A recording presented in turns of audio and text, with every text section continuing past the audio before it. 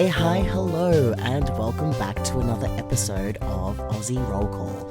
I am one of your hosts, Stevie, and in today's episode, Dan and I will be interviewing Ben Byrne. Ben Byrne is the creative content director at Ghostfire Gaming.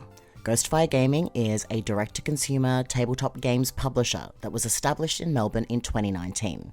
We talked to Ben about how he got involved with Ghostfire, what he loves about the Grim Hollow setting, how they go about designing third-party products for D&D 5e, the process of getting said products onto D&D Beyond, and so much more. Let's dive into that discussion now. Hello and welcome to Aussie Roll Call. My name's Dan. I'm here today with my co-host Stevie and special guest Ben from Ghostfire Gaming. Hey, how's it going? Welcome. First off, what is Ghostfire Gaming and where are you in it? Ghostfire Gaming is a third-party publisher for tabletop role-playing games, predominantly 5th edition, although we also do board games, dabbled in board games and card games kind of increasingly. We've been around for about, I think, almost 5 years at this point. The company launched right as we were coming into the lockdown years, so that was a fun time, but have been pretty successful. We function largely on a Kickstarter model. Basically, the company was originally funded from a first Kickstarter, which was a campaign setting guide for 5th edition called Grim Hollow. The company started by 3 Aussie blokes who just kind of had a campaign setting they were running at home, thought others might like to share it, so they gave it a shot, and as it turned out, other people were interested in it too, and that kind of gave the company the launching pad to go on and do a second and a third, etc., kind of Kickstarter over the years. So yeah, we've been going for about 5 years now. We've published probably easily over 10 books, I would think, at this point.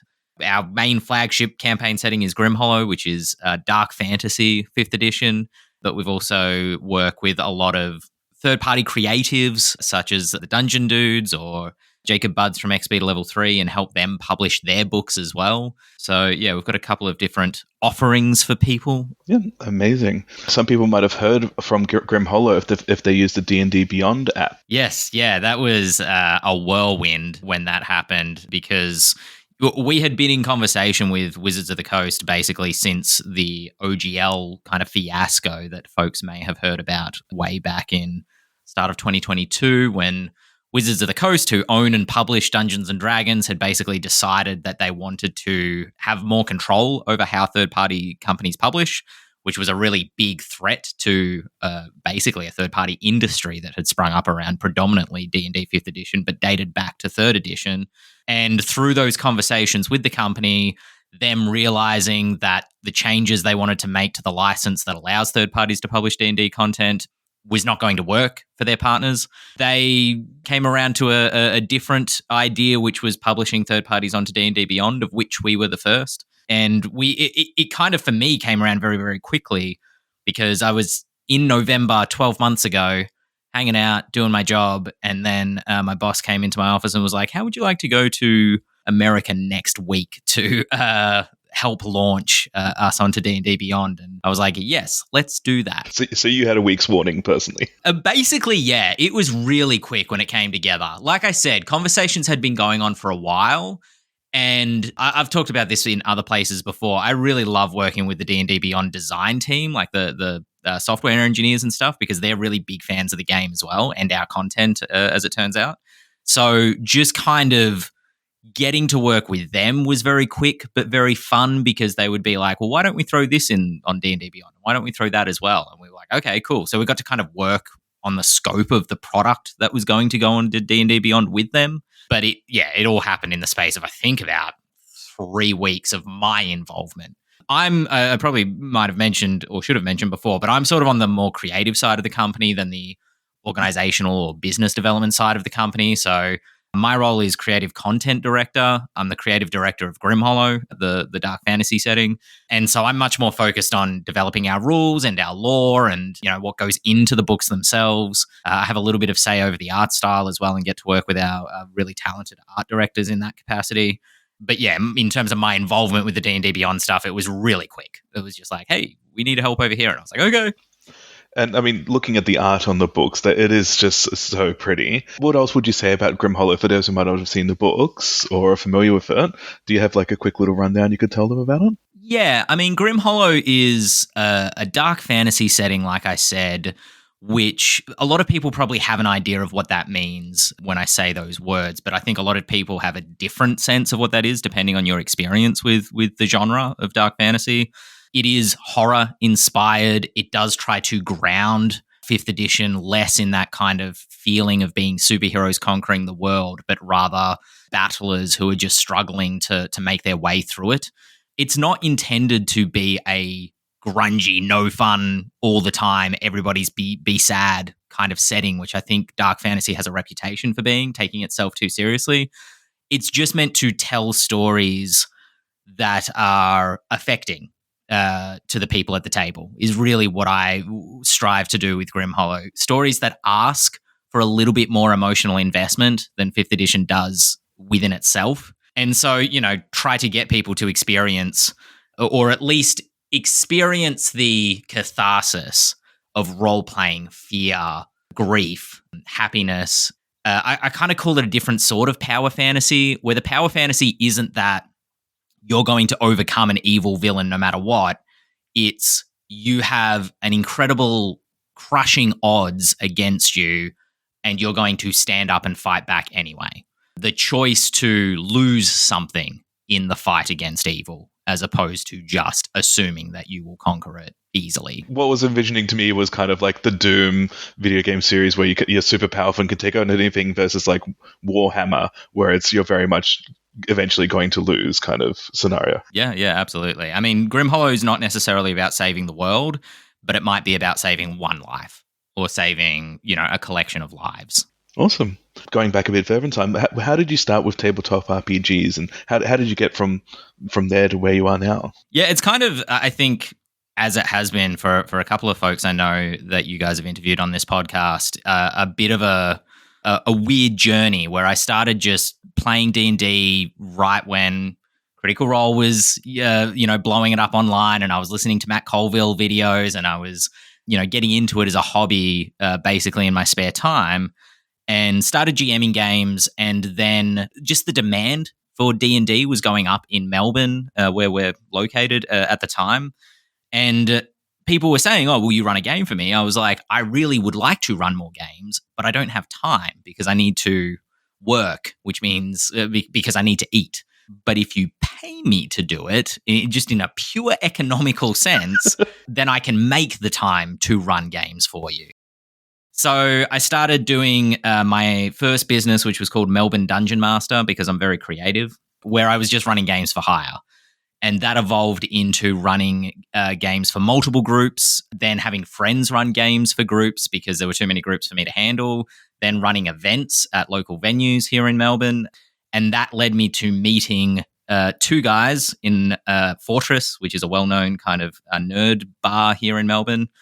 And I was doing a D&D event, and I was kind of welcoming all the various tables to the event, doing my little spiel at the start of the night, going like, "Welcome, everybody.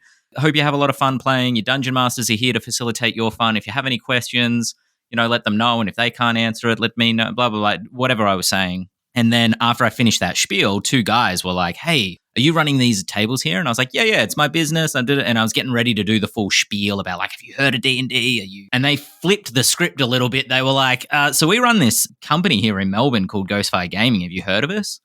And to this day, this is still a little bit of a thorn in Ghostfire's side, or a burr in our craw, just because people really don't know who we are in our own backyard, which is kind of funny. And I didn't know who the company was in this very moment. So I was like, no.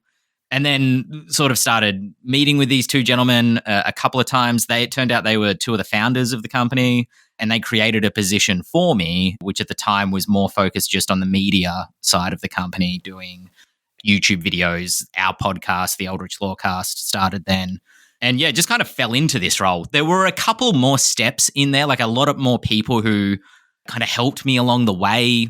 I think somehow Mark Morrison had heard of me. I have no idea how Mark had heard of me and the little business that I had, but he recommended me to John Coleman. I worked with John doing a couple of events during lockdown before I was working with Ghostfire. And then John was an excellent reference for me for Ghostfire when that opportunity arrived. So there were a couple of extra steps in there and a couple of people that I have to be very grateful to. But it just kind of, almost stumbled backwards into it. I'm not going to lie. I mean, it almost sounds like a dream. Sounds like true, a very right? well planned out session. Yeah, exactly. Exactly. It is I remind myself to fight the imposter syndrome of the phrase, which is luck is when preparedness meets opportunity or something like that. Because while there were many random happenstances within there, when those opportunities came up, I was ready to go. I had the skill set that was required of me at any given moment to be able to say, like, yes, I can do this. Just the fact that Ghostfire was publishing Grimhollow, which is not a setting I originated, which is a little bit of a misconception. Some folks think it was my campaign setting. It's more of my adopted child than my conceived child. Yeah. But you love them just the same. Exactly. But that marriage or just how much Grimhollow was perfect for me as a creative, I don't want to use the word IP, but a world to work on. Like it is as if it was made for me to work on it. So the fact that connection was so strong was just kind of weird happenstance as well. Awesome. And I guess on that point, like when I talked to you about this a little while ago, I mentioned I thought Ghostfire Gaming was an American company and had made that assumption. So I'm very interested to hear that it's Melbourne-based. Yeah, I mean, it is odd. We need to do a little bit more, we've been at Conquest the last couple of years, a small Melbourne convention on around Easter time, trying to let folks know we're here. We've been at PAX Oz the last couple of years. But it is an interesting thing where the market for role-playing games is just bigger in the US. The population of the country is just far bigger. So a lot of our marketing is focused towards the US, which is probably what leads to that sort of misconception. And, that's not to discount the fans that we have here and the community that we have here in Australia, which is really growing. And I'm reminded of it, especially going to PAX this year in particular, but also last year we had a lot of people visiting the booth and saying that they were fans of our products, which we really love. The other thing is we work with a lot of international talent. Some of our artists are international. Some of our writers are as well. So that probably adds to that misconception a little bit, where that byline is often, like James Hake or Sean Merwin, who are American designers. But we also try to generate as many opportunities as we can here in Australia as well. And kind of the heart and soul of the company is here in Australia. Do you have a favorite gaming memory? The times that I've really loved role-playing Grimhollow are the times when you have your players have to stop and think what the right thing to do here in any given situation is. I like putting my players into difficult circumstances, not because I'm cruel and sadistic, although there's a little bit of that as well. Yes. But because I want to explore the human experience through role-playing games, right? Which might sound a little bit odd talking about 5th edition, because it might sound like I want to explore the human condition through watching a Marvel movie. Although I think there are some excellent Marvel movies for exploring the human condition. But so often my favorite moments within role-playing is creating a situation around imperfect NPCs who have a conflict that only the party can resolve, and the party have to decide what is right here, regardless of anything else, or is there a right solution here? A quick example is that one of the nations of Grimhollow is called Astoya. It is ruled by vampires who exact a blood tax, and they're very oppressive. However, they provide a lot of military stability to the country. And so whilst they are autocratic, without them, the country is probably invariably going to be victimized by its geographical neighbors. And so it's kind of like, yeah, we need to overthrow this nobility because they're bad for the commoners, they're bad rulers. But are we going to make everybody's lives actually harder by throwing off the yoke of oppression? That's not intended to have any direct real world analogies, just for the record. But, those are the sort of questions that I like to explore at my table. Yeah, that sounds amazing. A lot of fun. Yeah, fun's a way to word it. Well, cathartic fun, right? Yeah, exactly. And yeah, you're right, Stevie. Experience is... Sometimes we just fight monsters as well, and that is finding the balance between the action scenes and the philosophical scenes is what I'm ever striving to do at my table. But ultimately, sometimes you just throw a hideous objectively rather evil creature in front of the party to beat up and get their catharsis out, and then challenge them with another moral question later. Something to wail on, something to wail about. I get it. Yeah. There you go. That sounds like a tagline. Distilled that one down. Yeah, exactly. And let me just get a pen. I think one of the things I really love, and similar to you, Ben, is that experience of being able to do things and explore ideas and questions with people at the table, particularly in, tables that you trust, like with friends. And I'm wondering, when you're thinking about, say, lore and mechanics to put into Grim Hollow, how do you weigh up trying to find that balance and how that's going to play out, hopefully, at the table? It's a good question. And the example that I'll use to kind of illustrate it a little bit is the transformation rules that Grim Hollow is kind of famous for. At surface level, the idea is that your character gets bitten by a vampire or a werewolf. In typical 5th edition, this can kind of be really awkward to handle. Do you hand your character sheet to the GM, or is it just kind of a ribbon feature that you get from the monster manual?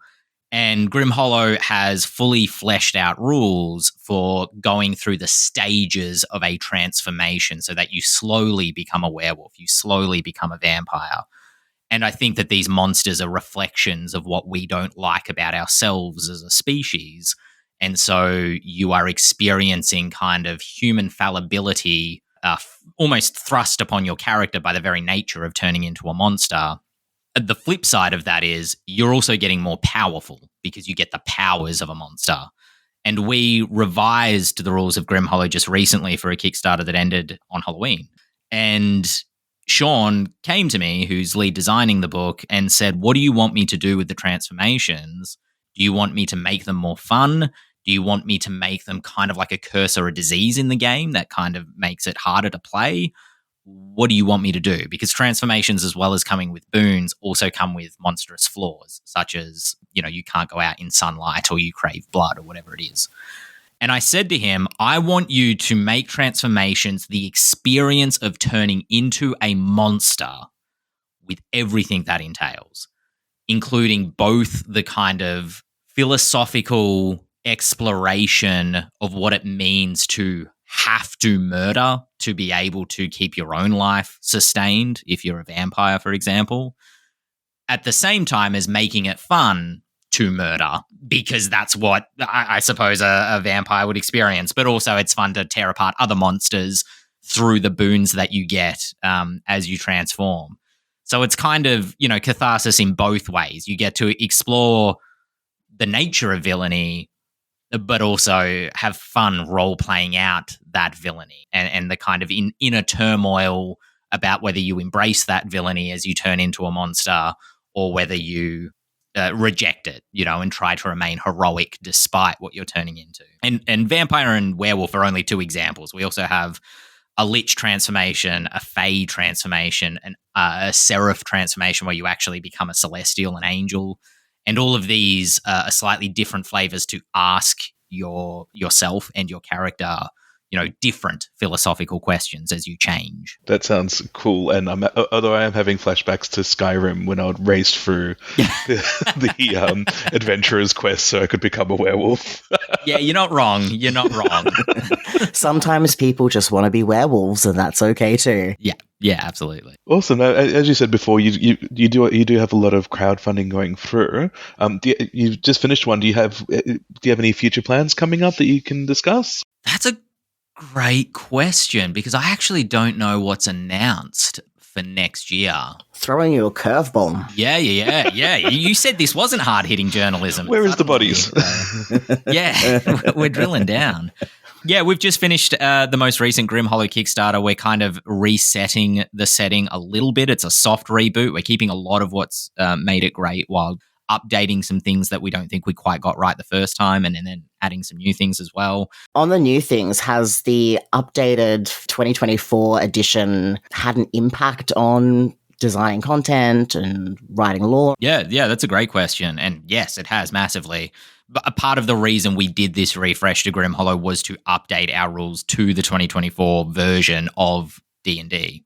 And people have different opinions. I think that the update to 5th edition is going to feel very familiar to people, and that may be a good or bad thing depending on your mileage with 5th edition itself.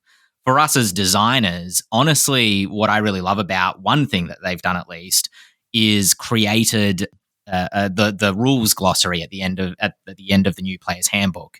And it's codified certain words like bloodied, which we all kind of knew what bloodied meant, probably largely thanks to Matt Colville. It was a term from 4th edition. They've put it back in the game.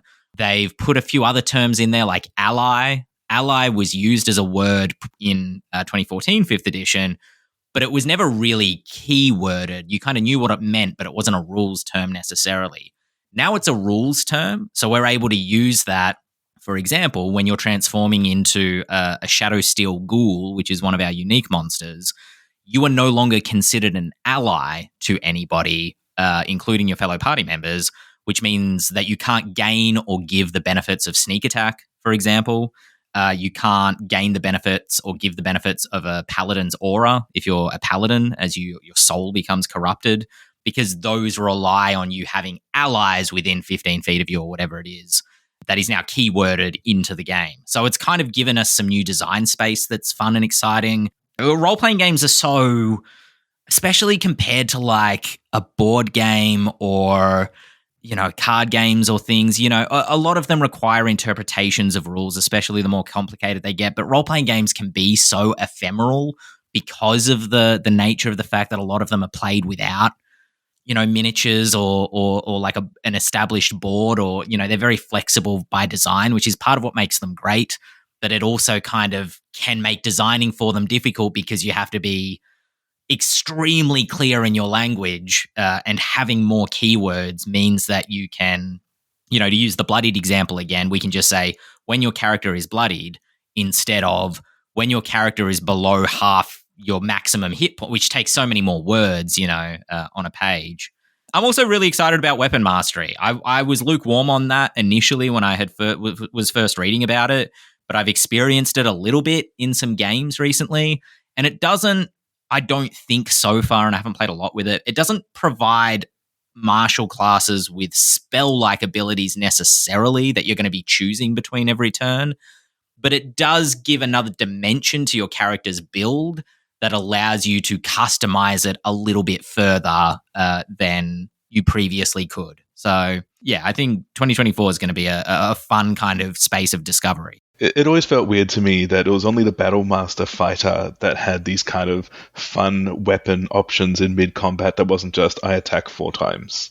Like, it always felt something missing there, that tactical ability there. And the fun thing, like we have advanced weapons in our earlier version of the Grim Hollow Player's Handbook. Are you updating them to be weapon They are masterable? getting updated, yeah, in Grim Hollow Transformed, as we're kind of monikering it.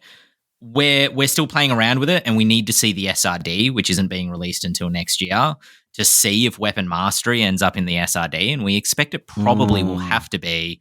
But if it is, that means that we could invent our own weapon masteries as well to add more options to the game. So it really, the changes are not radical in the way that it feels like a different system, like maybe some people who are a bit burned out on 5th edition might feel they were craving, although there's lots more options for those people as well in terms of games exploding onto the scene, MCDMs, RPG, and Dagger Heart, etc., etc. But there is fertile design space for the third parties like Ghostfire Gaming. So it's exciting for us, honestly. It sounds exciting. And feel free not to answer this, but they made a big deal about how backwards compatible these new rules were. Are you finding that works for you guys when it comes to your content and your prior publications? I think so, yes. It's the sort of thing where a lot of it is kind of common sense in terms of the compatibility, terms might be slightly different. I think I could pull off, any of our adventures like Citadel of the Unseen Sun, or even an earlier Wizards of the Coast adventure like Curse of Strahd, and run it with the new player's handbook with absolutely no problems. The only issues I would experience maybe as a GM is like power level of, different monsters versus the players, because the players have gotten a little bit of a kick from the new rules. But I think any experienced GM, that would be probably pretty okay for. And hopefully they'll come out with some new starter adventures for less experienced GMs who are just getting into the game for the first time. Awesome. Stevie, did you have any other questions, or should we hop into Fast Five? No, I think it's a great time to hop into the Fast Five. Let's do it. Fast Five questions. We ask these of all our guests. So, very first one, your best gaming table snack. Pods. Any particular pod? Honestly, they all kind of taste the same to me. I'm not going to lie. Although I'm used to needing to explain things for an American audience sometimes. So just if anybody doesn't know, the reason I love pods is because they're kind of like a cookie or wafer kind of crust with chocolate and mousse and things in the center of them. They're like relatively small, so you grab a handful of them and eat them at once. But they don't leave either like residue on your fingers or like, melted chocolate or anything, because you can hold the cookie part of it. So you're not going to get anything on your game material. Excellent. Favorite dice, either a particular unique dice, like a D4 or D6, or a particular set that you have? Yeah, I have the same set of red dice that I GM'd my very first game with like 7 years ago. And I've used that for every session I've GM'd, almost every session I've GM'd. There might have been one or two where I had to use a different set for some other reason. But I'm kind of those dice to me are my lightsaber if I was a Jedi. I'm not a dice hoarder. I have my set of dice, and they're the dice I pull out whenever I need to inflict some damage on some player characters. They grant you superpowers. So do you have a death tally for that original set of how many player characters it's killed? It's at least 6 because we've TPK'd at least once before, and it's probably higher than that. They are a funny set, though, because I find my luck with dice is a little bit like a roller coaster in terms of when I'm on a high, I could roll multiple natural 20s within the space of like 6 or 7 rolls. But when I go down and I start rolling under 10, the players are going to be pretty safe for the next couple of rolls. So it can be they're mercifully, as a GM, I think, balanced in a way that they do go back and forth. They're not fantastic. They're not terrible, but they do a little bit of both. They go to the extremes, and that's where the drama is. Exactly that. There you go. There's another tagline. We need to write that one down too. Now, the next one might be obvious, but your favorite game to introduce new players to? Yeah, it's a good question because I'd like to give a more sort of esoteric answer to. I do love playing Fiasco with people who might not be into the crunch of a role-playing game as much. They just kind of want to make some stuff up and tell a funny story with friends. Drag all your theatre friends over to Fiasco. Yeah, exactly. It's fantastic. I actually played The Good Society the other day as well with our mutual friend Meek, and that reminded me a lot of Fiasco, the way we played it, but it was really fun. But honestly, I've introduced so many people to 5th edition. I really love introducing new players to 5th edition because this might sound odd, I'm not sure, but I get to set the expectations about the game a little bit more than if I'm like coming to a new group who have a lot of experience with it. And I really enjoy being able to like create a world with new players who don't have pre-existing expectations about what a 5th edition game should be like. I mean, it's fair to say that you've formed a business around introducing people to 5e, so that's not a surprising answer. Tabletop must-have, so an accessory or some other item that you always bring to your games. Yeah, miniatures. I am a miniatures guy. I'm a war gamer originally before I discovered role-playing games. I paint miniatures. That's kind of the one aspect of my hobby that I haven't turned into a business because that's a really thing for me. And I'm also really specific about having the right miniature for whatever monster I'm representing on the table. Famously, I've told this story a couple of times before to different friends and folks, but the party were going to go fight some wood elves. And so I ended up spending like $100 or something online to get some Warhammer Fantasy wood elves because the goblins I had weren't good enough. Like I had to have elves if they're going to be fighting elves. So would you care to put a number to how many minis you have? Oh, look, it's probably less than you'd think, but more than seems necessary. I have a couple of like Kickstarter. I don't have like any Warhammer armies necessarily, except for a small 40k combat patrol. So I don't have like an army of 50 miniatures necessarily of like one type. But I've got a couple of like big Kickstarter miniature games like the Mythic Battles Pantheon and Ragnarok, Massive Darkness, The Witcher, predictably. And so they've got to have like 50 miniatures in them each. So I've probably got upwards of 500 minis at a guess. Okay, I've got like 10, so that seems insane to me. And last question. So if you could have a companion, a minion, animal, or robot, such as familiar from 5th Ed, what would it be? Oh, a robot. I hadn't thought of a robot. I don't think this changes my answer, though, from my initial instinct, which is a Tressum, which, if folks don't know, a Tressum is basically a cat with wings, like a house cat with wings. And Kobold Press did, in one of their monster manuals, I want to say it was the first Creature Codex, they had a different Tressum. I can't remember what the name of it was, but it was like a Persian cat with like eagle wings, and it looked really cool. So either like one of those or like a black cat with raven wings. Excellent choice. Remember, like when I read the creature text on Tressums, and it makes mention that you can have them as familiars. And as my very first GM, I went up to them and I was like begging, "Can I please have this flying cat piece?" And it was the only acceptable time I'll have a cat as a pet because I'm very allergic to them, even in game. Right. But it was just such a cool idea. It's the beauty of role-playing games is you can role-play your fantasy of being able to own a cat. It's not the invisibility you want. You want to be able to have a cat that's flying up to you for pet scritches. Literally that. One that can fly up to my shoulder instead of clawing its way up my legs and chest. Yeah. Save your clothes. Yeah, exactly. Awesome. Where can we find out more about everything Grim Hollow? Our YouTube channel, Ghostfire Gaming, we upload videos there pretty frequently that explores the setting of Grim Hollow. That will give you a real taste of it.